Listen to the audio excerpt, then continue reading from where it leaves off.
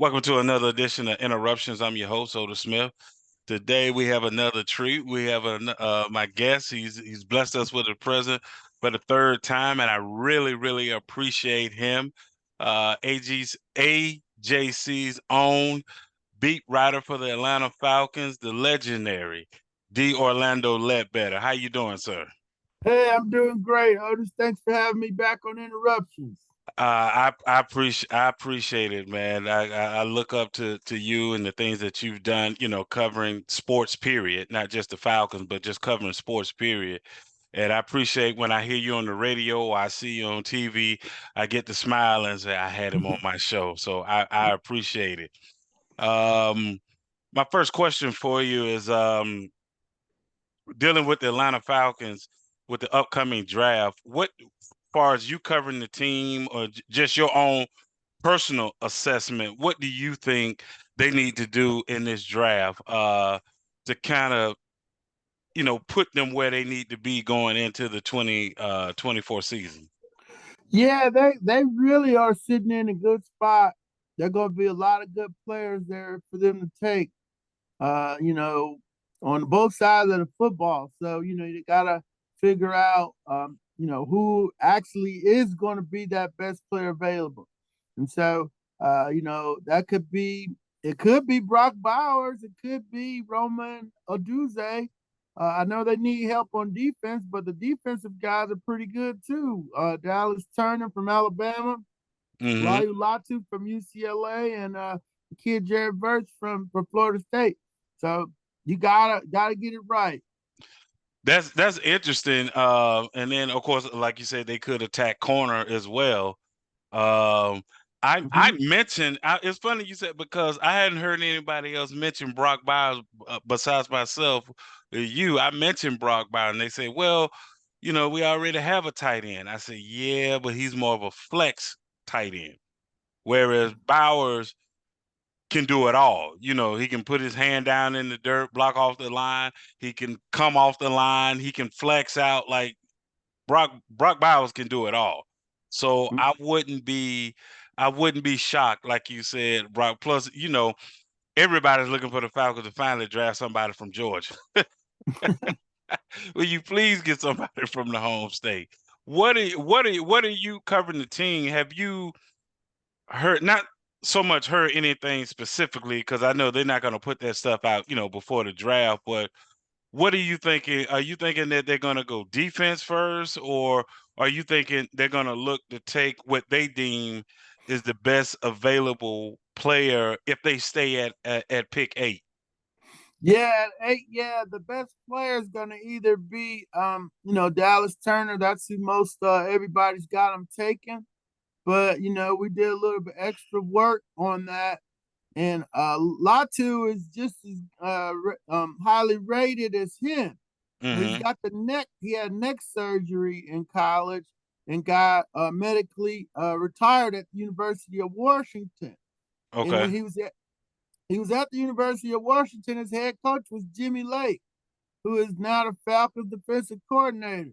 So there's a Mm. tie, and you know the kid better than the other kids. I've seen that happen so many times where they take the kids they know.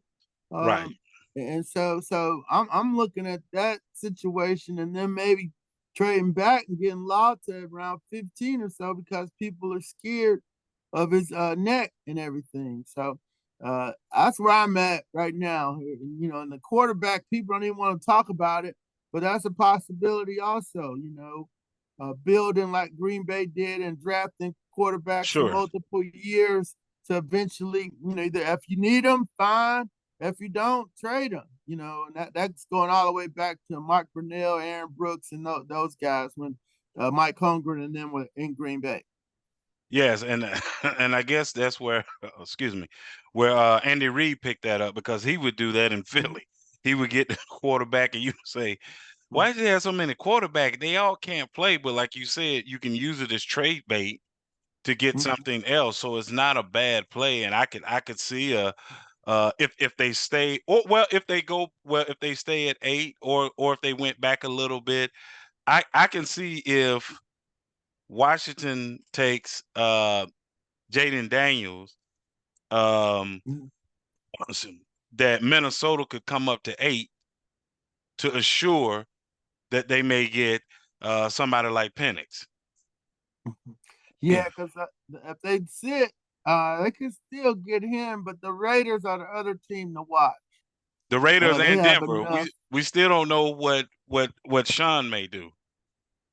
Right, right. Now I don't think getting Zach Wilson was, he's pretty much a Bo Nix. That seemed like a fit. Bo struggled Mm-hmm. at Auburn, went out to Oregon, did a good job with it out there. Mm-hmm.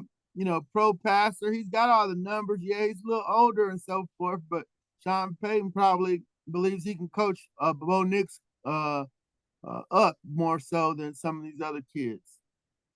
What was your thoughts?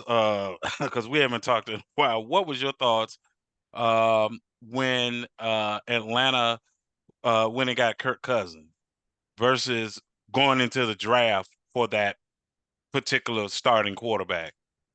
Yeah, it's we've been there's a whole bunch of different ways to do it. They went the veteran quarterback proven commodity route, and paid a little bit for it. So you Yeah, go man. into next season knowing, hey, we got a quarterback. Well, he's got a bad Achilles, but you got a quarterback. And so yeah, it's been so much turmoil and trying to figure out the quarterback Mm-hmm. market and develop them. So with the rookie quarterback, CJ Stroud was kind of, the outlier last year. True. That's That true. didn't really happen a lot. Matt Ryan was the outlier in 2008. And Flacco too, to a degree. So hitting the home run at the quarterback position is a big, risk. So they went with the safest thing and they paid money for it. I thought it was a good move for them, given that they've been able to build around it. And the next thing for them is to get the other quarterback, the quarterback that's gonna take over from him. So you're not in the same boat 2 years down the road and looking around at the old quarterbacks as a savior. My let me throw this at you. My thought was I said, well, Raheem Morris is looking like, all right, this is my second chance, as a head coach. And I need to come out the gate winning. I don't have time to try to develop a guy, like you said, and hope that he, comes out like like a CJ Stroud. So like you said, they went the veteran route. But I did like what they did when they went and got Rondell Moore, and then they got Moody, and what the receiving core and the tight end they already had. Plus, they got two running. I said, well, they ready to go on offense. They're ready to go. Yeah, I'm not that high on Mooney, but he did have 1,000-yard season, and I can see where the receivers get down, when they know the quarterback can't get them the ball. So I'm thinking we're gonna see the best Darnell Mooney.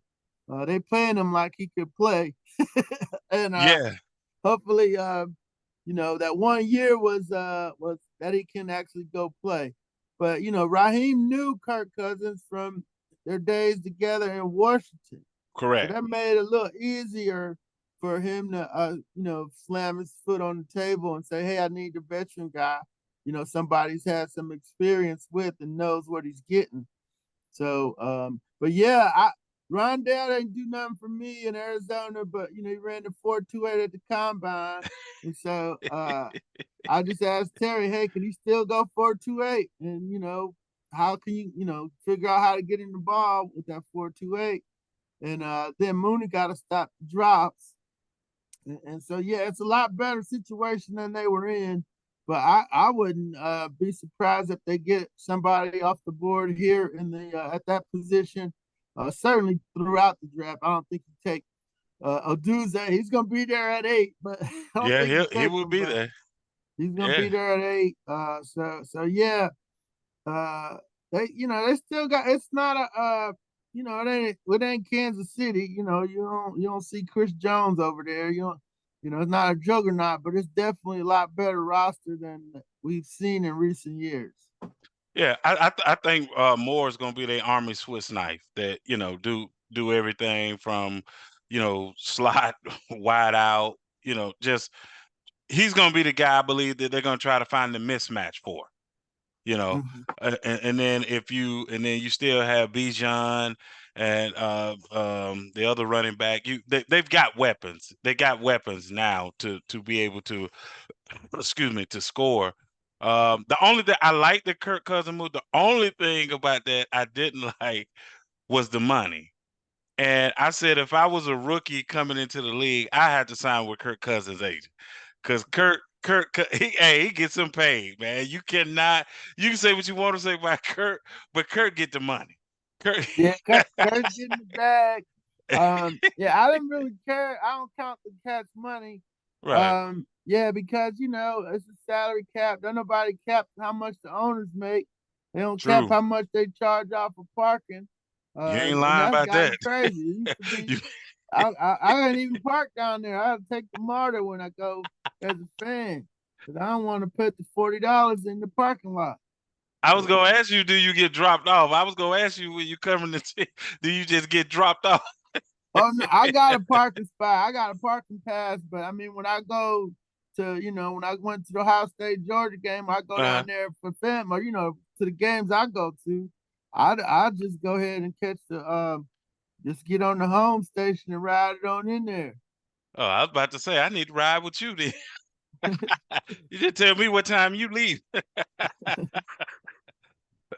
What with this how important would you say this particular draft? I would say this draft and next year's draft would be for Terry Fano, the GM, Mhm. making sure that he gets Raheem what he needs. Yeah, I think the best I was thinking about Matt Ryan retired, so we was Hmm. looking at that draft. And they had some veterans on that team, Lawyer, Malloy, Keith Brooken, and everybody. But they hit in those first 3 rounds on Matt Ryan, Curtis Lofton, and Harry Yeah. Douglas.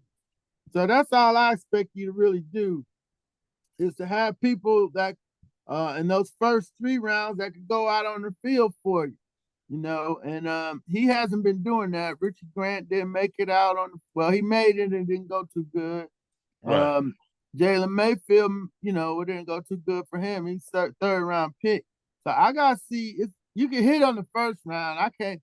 You kind of can't mess that one up. It's 4 ballers that's gonna be there. You just pick the one you like.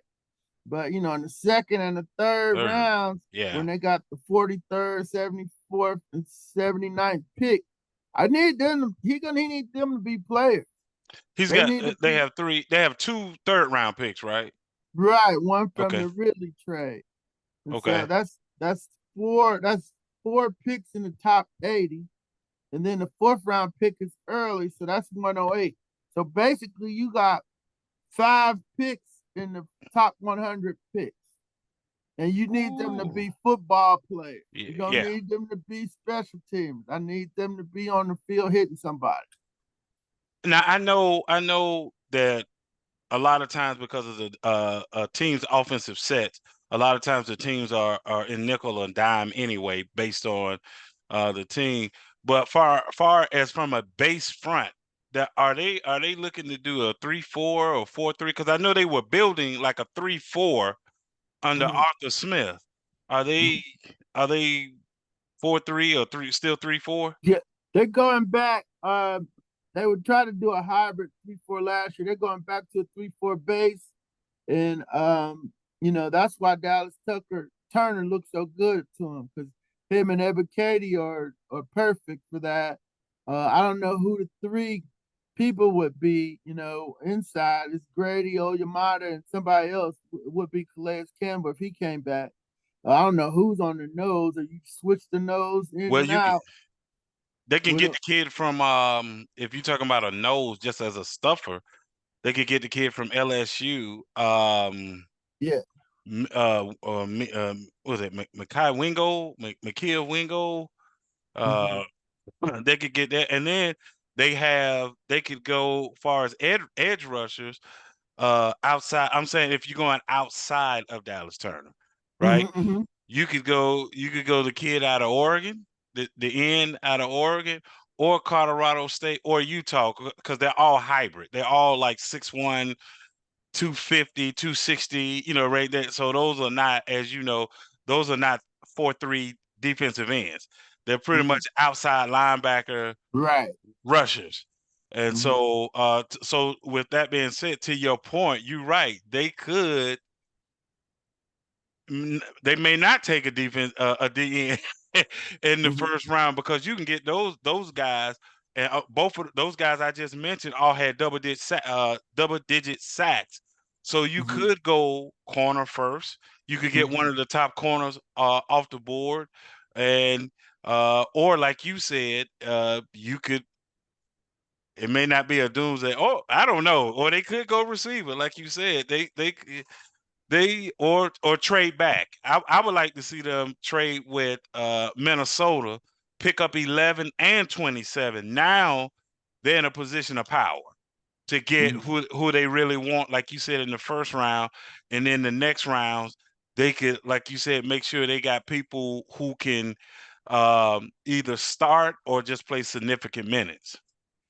Yeah, no doubt. You can't underestimate the corners because they got a shot at the top corner too. Whether you think that's Arnold, the Quinion Mitchell kid out of Toledo, if you think it's Kool-Aid, or even Nate Wiggins, our kid from Westlake. You can get the top corner. Yeah. But um one thing I found out, when the coaches coach a position, like when Mhm. Coach Mike Smith was here, Mhm. he coached linebacker. So he always thought he could coach up the linebacker. So they didn't draft none. So, remember we had Joplo, Bartu, Paul Yep. Warlow, and all them cats. Because you gotta coach some people up somewhere because the True. salary cap. So I'm thinking with Raheem and Jimmy Lakes, they both being defensive back coaches, they might not figure they need the top cat in the country. They figure they can coach that spot up, which that doesn't really work all the time. But and then on Dan Quinn, but he was a pass rush coach, so he thought he could coach Fowler and all Yeah. them and Vic them up, and then Vic quit on him, Yeah. and so but wherever the head coach is, the specialty is at, that's usually the area that they try to coach up. Coach So up. They don't go high in that. I never paid right, because attention to that until you said it. So you know what? Thursday and Friday, I'm going to be watching for that. Like you said, that whatever that coach Eric expertise, he feels like he could coach that up so we can get that later. We don't have to get that early. So do you still think that they need to get an offensive tackle?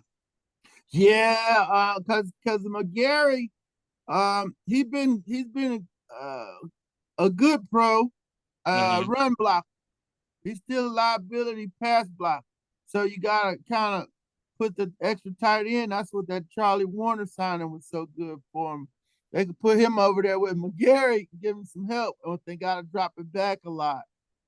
But yeah, and Jackson is 11th year. So Yeah, if all comes to you at 8, you kind of gotta take the Notre Dame kid, the big 6'9" Notre Dame kid, he'll be and and there. and if he comes to you, he gets past Tennessee. I wouldn't be surprised if they go O line, because you got to get an elite. When you're in the top 10, you got to get somebody that's elite. It's gonna be with you for at least 5 years. A lineman, you got a shot from being with you for 10. So yeah, that's in play also. Yeah, you got let's see, Walt, you got JC from JC, yeah, Alabama. He'll Latham. Mm-hmm. what's the I can't even say of Ashanu will be. So Mm-hmm. you're right. They Yeah, they yeah. they that's why I said I like the trade, if they would trade out, if depending on what Minnesota wants to do. Because what if I'm Minnesota, I'm looking to try to trade with the Falcons, because then you don't have to give up the farm just to go up 3 spots. Because to try to Mm-hmm. go up to 3, and Washington is not going to move out of 2. Yeah, they're not moving out. They're not Yeah. moving out of 2. So to try to go up to 3, you won't be able to build anything around the quarterback. You Mm-mm. gave up everything, but going from what? From 11 to 8 with Atlanta, you're gonna give them the extra at 27. Maybe what? Maybe a second rounder for Yeah. 2025. And I and just did and the you do. Jimmy Jones value chart on that. Uh-huh. But I just think Minnesota is in that same spot they were when they drafted Christian Oh. Ponder, 12. Ooh. So, they gotta get a quarterback, and the quarterback ain't necessarily gonna be good. So, they're in a tough spot, but they didn't want to pay Kirk Cousins, so and they wanted to start it over. So yeah, they're here in the draft, and might be too far back to get what they need. Might overdraft Well, somebody. well, I think if they let me before I let you go, let me ask you this: if they go 8, let's say they move up, switch with Atlanta, go up 8, and they're able to get Penix. I like Penix. I was telling someone, I said, okay, he was at Indiana, he was hurt. You probably would be hurt too if you was playing quarterback at Indiana. Let's face it, they didn't have an old line, running back, all you know what I'm saying? Everything that a quarterback needs. I say, but he gets to Washington, he flourished the last 2 years, he stayed healthy. And to blame one game, which is the national championship game, far as it's not like they got blowed out. There was some plays I'm sure he would want back, but I think Penix is one of those guys that give him a decent offensive line. He looks like he's going to be one to be able to carve you up on game day. Yeah, he throws a beautiful deep ball. I saw a lot of him last year, and I saw probably his best game in Indiana. He had Ohio State on the ropes. Yeah. With nothing around him. So, know, we've seen this kid, and happy for him that he found a place to let him play and play his game, and got some weapons to go with him. Hmm. But yeah, Washington was a joy to watch last year.